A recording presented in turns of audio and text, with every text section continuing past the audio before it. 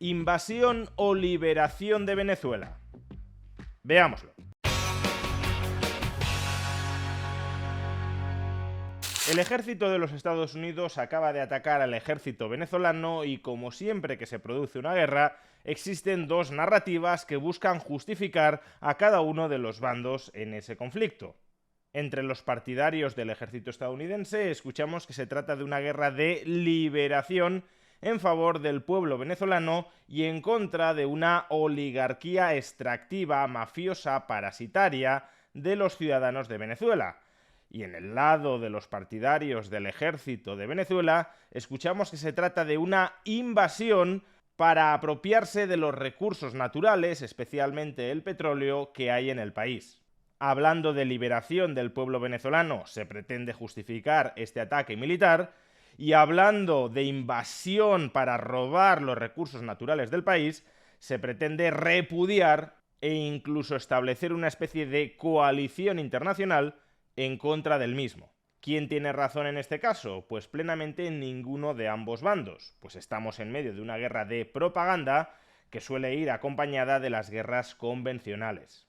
Desde un punto de vista estrictamente jurídico, hay que decir que el ejército de los Estados Unidos está violando el derecho internacional atacando al Estado venezolano. El derecho internacional actualmente vigente solo permite ataques militares en dos supuestos. Uno, cuando haya una resolución de las Naciones Unidas que actúe de cobertura. Dos, cuando un Estado esté respondiendo defensivamente a los ataques de otro Estado.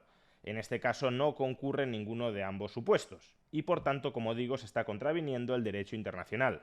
Algunos podrán no darle ninguna importancia a ese derecho internacional, porque en efecto la Organización de las Naciones Unidas es una organización supraestatal que da cobijo a decenas de regímenes tiránicos que oprimen a sus pueblos, pero eso no debería ser incompatible con reconocer la realidad fáctica de que se está violando el derecho internacional y que eso puede llegar a tener consecuencias de futuro. Por ejemplo, si China quisiera invadir Taiwán, sería difícil reprocharle que está vulnerando el derecho internacional cuando el propio Estados Unidos lo ha hecho. Y en segundo lugar, Estados Unidos también está vulnerando su derecho interno. Cualquier declaración de guerra dentro de los Estados Unidos debe ser autorizada por el Congreso de la Nación, cosa que en este caso no ha sucedido. No es la primera vez que sucede y por desgracia no será la única. Es una nueva escalada en atribución de poderes extraordinarios al presidente de la nación sustrayéndoselos al Congreso. Es decir, es una forma de ir minando la separación de poderes dentro de los Estados Unidos, concentrando cada vez más de esos poderes en una sola figura, el presidente. Ahora bien, sería tremendamente ingenuo pensar que solo el ejército de los Estados Unidos está actuando antijurídicamente. Al fin y al cabo, el régimen de Nicolás Maduro es una dictadura que ha cometido un obsceno fraude electoral para perpetuarse en el poder y seguir parasitando a sus ciudadanos. Cuando se dice que el ejército de los Estados Unidos está atacando la soberanía del pueblo venezolano, esta frase en sí misma ya es un ejercicio de propaganda, porque el pueblo venezolano no es en absoluto soberano, dado que se halla bajo el control, bajo el dominio de esa oligarquía dictatorial como es el régimen bolivariano de Nicolás Maduro. Muchos de quienes hoy se rasgan las vestiduras por el hecho de que el ejército de los Estados Unidos está vulnerando el derecho internacional no se rasgaron esas mismas vestiduras cuando Nicolás Maduro vulneró su propio derecho interno dando un golpe de Estado, cometiendo un obsceno fraude electoral en las últimas elecciones presidenciales y, por tanto, convirtiéndose en dictador de Venezuela. Y así llegamos al segundo conflicto de narrativas o de propaganda, que esta es una guerra de liberación del pueblo venezolano versus a que es una guerra de invasión contra la soberanía de Venezuela.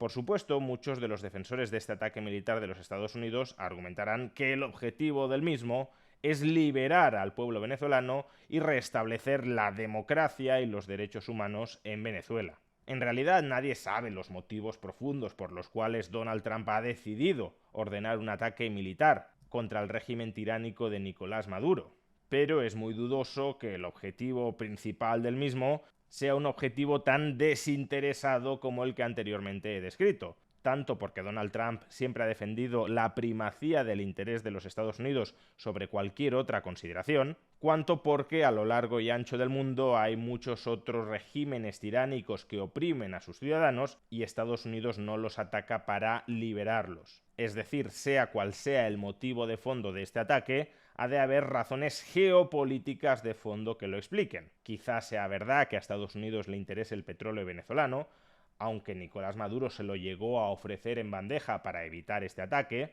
o quizá hayan decidido poner fin al régimen tiránico de Nicolás Maduro, que actuaba como elemento de desestabilización regional al subsidiar enormemente fuerzas electorales de carácter chavista en los distintos procesos electorales de la región. Sea cual sea el motivo de fondo, es harto dudoso, repito, que toda esta operación militar tenga como finalidad primera y fundamental liberar a los venezolanos, lo cual no significa que no pueda ser un efecto colateral de esta operación militar. Es decir, aunque Estados Unidos busque con este ataque militar objetivos de índole geopolítica, quizá una consecuencia de los mismos termine siendo una liberación, aunque sea parcial, del pueblo venezolano. Es decir, que éste deje de estar tan oprimido por el régimen tiránico de Nicolás Maduro, que éste deje de estar tan oprimido como lo está ahora bajo la bota de la tiranía chavista.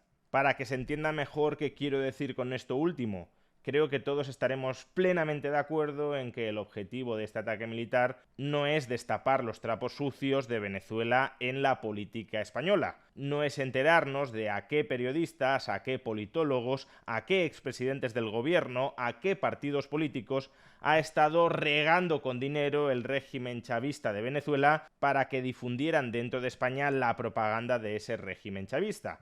Pero un efecto colateral de este ataque del ejército estadounidense contra la tiranía chavista puede ser que toda esa información termine saliendo a la luz. Pues lo mismo con la liberación, al menos parcial, del pueblo venezolano. Ahora bien, y de la misma manera, sería enormemente ingenuo y ruin argumentar que la precaria movilización armada del ejército venezolano en resistencia contra los ataques estadounidenses está esencialmente motivada por defender la soberanía del pueblo venezolano. Cuando se nos dice que hay que armar una coalición internacional para defender la soberanía de Venezuela, para dar apoyo al ejército resistente de Venezuela contra el ataque invasor de los Estados Unidos, en realidad lo que se está diciendo es que hay que apoyar la permanencia en el poder del régimen opresor y extractivo de Nicolás Maduro. El ejército venezolano no está luchando por defender la soberanía de Venezuela, está luchando para defender la permanencia en el poder del dictador Nicolás Maduro. Y de toda su banda mafiosa de criminales que copan los puestos de poder en el Estado venezolano. Tampoco se defiende la soberanía del pueblo venezolano sobre los recursos naturales de la nación, porque esos recursos naturales estaban siendo parasitados, expropiados y objeto de latrocinio por parte de la oligarquía de Nicolás Maduro. Es decir, que en todo caso se seguiría defendiendo el lucro por parte de esa casta parasitaria sobre esos recursos naturales. Por tanto, como vemos, ambas narrativas justificativas de ambos lados en este conflicto contienen importantes elementos de propaganda. Ninguno de los dos bandos está actuando en pleno de manera jurídica y los dos están falseando los hechos para justificarse.